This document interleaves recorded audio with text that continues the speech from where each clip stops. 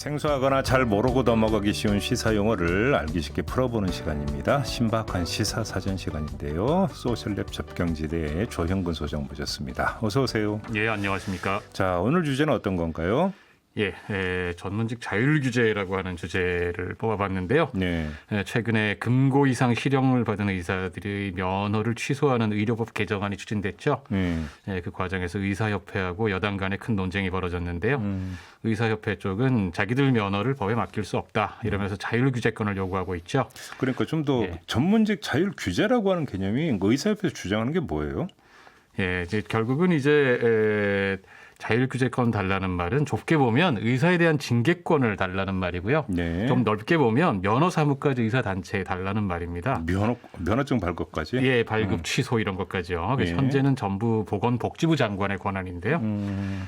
최근에는 의협이 면허관리원이라는 독립기구를 만들자. 거기에 징계와 면허 관련 사무를 모두 관할하게 하자. 이런 쪽으로 안을 모은 것으로 알려져 있습니다. 네. 근데 이제 핵심 취지는 결국 국가 사무인 의사 면허와 징계권을 모두 의사에게 달라는 요구인 것으로 그렇게 알려지고 있습니다. 근데 징계만 이야기를 한다면 팔이 안으로 굽지 밖으로 굽겠습니까? 그래요. 합리적인 의심이시고요. 그런데 이제 의사협회의 주장에 일리가 전혀 없지는 않습니다. 네. 이게 갈수록 전문성이 고도화되면서 전문직 직능 단체가 자율 규제를 하는 쪽이 잘만 된다면 이상적이라고 보는 시각도 많습니다. 그래요? 의료 과실만 해도 사실은 형사처벌이 되게 어렵잖아요. 네. 이게 전문 지식이 없으면 과실 입증이 매우 어렵기 때문에 그렇죠. 과잉 진료나 리베이트 같은 잘못된 관행도 의사가 제일 잘 안다는 겁니다. 그러니까 징계도 제일 잘 할 수 있다는 거죠. 근데 의료행위 과정에서 나타난 과실치사상은 지금 면허 취소 사유에서 빼기로 한 거잖아요. 그렇죠. 의료 현장 밖에서 벌어진 범죄까지 면허 취소로 이어져서는 안 된다고 주장해서 이제 의협이 그렇게 주장해서 많은 반발을 샀는데요. 네. 근데 이제 서구에서는 자율 규제의 폭이 넓어서 의료행위 관련은 물론이고 그 외 범죄 관련으로도 자체 징계를 내립니다. 한국과는 맥락이 상당히 다르죠. 그러면 여기서 자율 규제가 꽤 많이 있다 이런 말씀이신가요? 그렇습니다. 네네. 그럼 서구의 경우부터 한번 좀 살펴볼까요? 이제 의사들이 자율 규제를 하게 된 그 기원을 따지고 올라가 보면 서구의 중세 동업조합 길드까지 올라가게 됩니다. 역사 시간에 배운 건데. 그렇습니다. 동업자들끼리 모여서 상부 상조도 하지만 규율을 정해서 어기면 자체적으로 징계를 내리는 거죠. 우리나라도 있었습니다. 보부상들이 자체 규범이 있어서요. 이걸 엄긴 사람들은 강하게 처벌을 했는데요. 보부상들하는 민속놀이로 장문놀이라는 게 있는데요. 이 처벌 장면을 놀이로 꾸민 겁니다. 그래요? 이처럼 전 근대 시대에 동업조합에서 자체 규범으로 동업자를 규제하는 건 꽤 보편적인 현상이죠. 근데 이제 길드라는 게 워낙 폐쇄적인 조직이고 길드마다 규범도 다 다르고 국가적인 차원에서 일반적인 신뢰를 얻는 방법이 될 수는 없죠. 이게. 그럼 의사들의 자율 규제가 자리 잡기 시작한 건 언제부터예요? 이제 제대로 된 거는 이제 역시 대혁명 전후 시기의 프랑스 그리고 19세기 미국 이렇게 두 군데가 중요한 사례인데요. 프랑스 대혁명 당시에 계몽 사상의 영향 아래 광범위한 의료 개혁이 진행되거든요.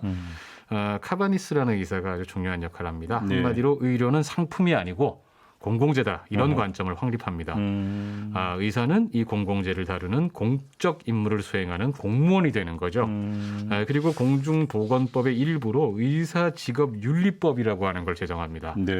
국가가 의사의 직업윤리를 법으로 규율하지만 그 법의 제정과 처벌은 국가의 위임을 받아서 공적 임무를 수행하는 의사들, 프랑스 의사회가 하게 된다. 이런 구조였죠. 그러면 핵심은 결국은 공공의료, 공공성 이게 되는 겁니까? 그렇습니다.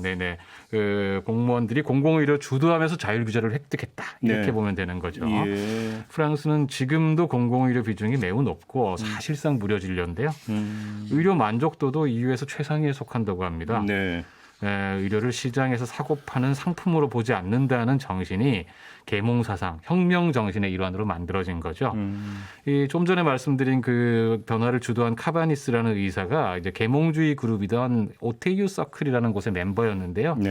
이 멤버들이 디드로, 달랑베르, 콩도르세 같은 계몽 사상가들, 화학의 아버지라는 라부아지에, 생물학자 퀴비에 같은 과학자들도 있었고요. 나폴레옹도 있었다고 합니다. 이 멤버들이 다 지금 역사책에 나오는 인물들 아닙니까? 네, 그렇습니다. 네. 근데 이제 거기다가 네. 여기에 미국인 벤자민 프랭클린이나 토머스 제퍼슨 같은 사람도 있었대요. 이건 미국이잖아요. 예. 그 프랑스 공사회로 와가지고 있었다고 합니다. 둘 다 이른바 미국의 건국의 아버지들이죠. 제퍼슨은 나중에 3대 대통령도 했고요. 그래서 이제 이런 사상이 미국으로 전파가 됩니다. 근데 지금 미국 의료 체계는 공공성으로는 거리가 먼 나라 아닌가요? 예, 그렇습니다. 그래서 자율 규제의 성격이 좀 다르죠. 맥락이 또 달라져서요. 19세기 미국에서는 동종요법이나 수치료라고 물로 치료한다는 이런 요법이 민간에서 나온 것들인데 이런 대체약들이 정말 인기가 많았습니다. 아 그래요? 예. 미국에서? 그 문헌을 보면 상당히 치료가 잘 됐다고. 그래요? 네. 아무튼 이 생의학을 공부한 그 소위 정통 의사들 입장에서는 기가 막힐 노릇이었죠. 네. 이제 대체의학을 금지시키고 의사 면허를 독점을 하려면 국가 권력과 대중들에게 자기들은 저들과 얼마나 다른지를 입증을 해야만 했던 겁니다. 네. 그래서 굉장히 치열한 경쟁과 자기검열의 과정이 생기게 됩니다. 그 결과로 미국 의사협회는 힘도 굉장히 세고 자율성도 아주 높습니다. 면허 발급을 주의사협회가 하고 징계는 주의료위원회가 관장하는데 대개 의사들이 주도합니다. 그러니까 자율인데 규제는 굉장히 엄해서요. 성범죄, 마약범죄, 기타 등등등 형사범죄 저지르면 대부분 면허가 취소되고 명단도 다 공개되고 굉장히 엄하죠. 프랑스가 공공성이라면 미국은 엄격성이군요. 우린 너희와 달라. 이것들을 강조하기 위해서 뭐 이렇게 봐야 될 것 같은데 우리나라의 경우는 어떻게 봐야 될까요? 우리나라는 굳이 그렇게 할 필요가 없었다라고 보는 게 맞을 것 같습니다. 네. 일제시대인 1914년에 총독부가 의사규칙을 만들죠. 그러면서 의사직군이 제도화가 되는데요. 기존 한의사들은 의생이라고 해서 격하가 돼버립니다. 그래서 한국에서 의사들은 대체의학들하고 경쟁할 필요가 처음부터 없었습니다. 처음부터 주류였고요. 서구에서 의사들이 주류가 되기 위해 투쟁하면서 이제 의료 윤리, 자기규제 이런 게 발전했다면 한국은 의사가 처음부터 최고 전문직이니까 굳이 인정 투쟁을 할 필요가 없었죠. 이게 또 총독부 정책이었습니까? 예, 그렇습니다. 기존 의학을 확 낮추면서 이제 이렇게 했죠. 공공의료 비중이 매우 낮다는 점도 큽니다. 의료를 시장에 맡긴 대표적인 나라가 미국이잖아요. 그럼 미국이 한국보다 공공의료 비중이 훨씬 높습니다. 한국은 공공의료 비중이 14% 정도로 OECD 최하 수준인데요. 미국은 25% 정도 됩니다. 더 높네. 우리나라가 미국만큼만 공공의료 비중을 늘리려고 해도 엄청난 재정을 투입해야 되고요. 결국 공공의료에 투자를 안 한 국가의 책임을 묻지 않을 수가 없습니다. 그 결과로 의사들 입장에서는 의료 시장에서 개업의로 성공하는 게 보편적인 꿈이자 코스가 된 겁니다. 공공적 책임감이 약화될 수밖에 없는 구조였다. 이렇게 볼 수 있습니다. 결국은 역사적인 맥락이 있다라는 건데 결국은 국가 의료 시스템이 한쪽으로 기운 결과다. 뭐 이렇게 봐야 되는 거 아닌가요? 네, 그렇습니다. 전문의 제도를 봐도 그런데요. 의대 6년을 졸업하면 의사가 됩니다. 일반의라고 하죠. 거의 모든 과목 진료할 수 있다고 국가가 공인한 의사입니다. 반면에 전문의는 좁은 특정 분야의 전문성을 가진 의사거든요. 일반의가 되고 나서 다시 인턴 레지던트 수련을 5년간 하고 시험에 합격해야 전문의가 되죠. 특정 진료 과목만 하는 거죠. 그런데 한국은 의사 대부분이 전문의를 tab니다. 결국 의사가 되는데 최소 11년이 걸리는 겁니다. 고생도 많이 하고 그러니까 보상에 대한 기대치가 매우 높아집니다. 그런데 이렇게 전문의 비율이 높은 나라가 세상에 없습니다. 공공의료가 발전한 유럽, 영국을 예를 들어보면 90% 정도가 의대만 졸업한 일반의거든요. 아, 그래요? 한국이 전문의 제도를 수입한 미국은 전문의가 되면 10년간 개업을 못해요. 다른 과목 진료도 못합니다.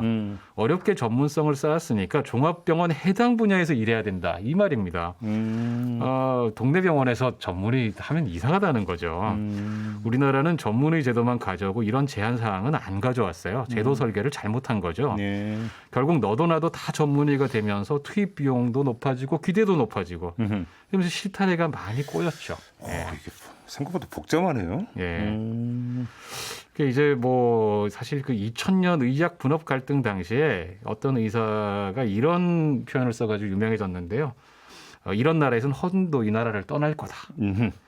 굉장히 화제가 됐습니다. 제가 그때 이제 어떤 잡지에 이렇게 썼는데요. 그래요. 그 말도 일리가 있다. 하지만 어떤 국민도 떠나는 의사를 허준이라고 생각하지는 않을 것이다.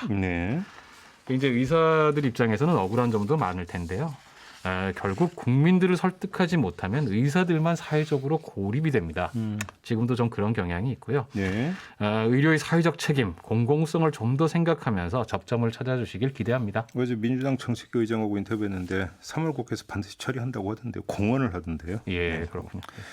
지켜보죠. 알겠습니다. 조형근 소장이었습니다. 고맙습니다. 예, 고맙습니다.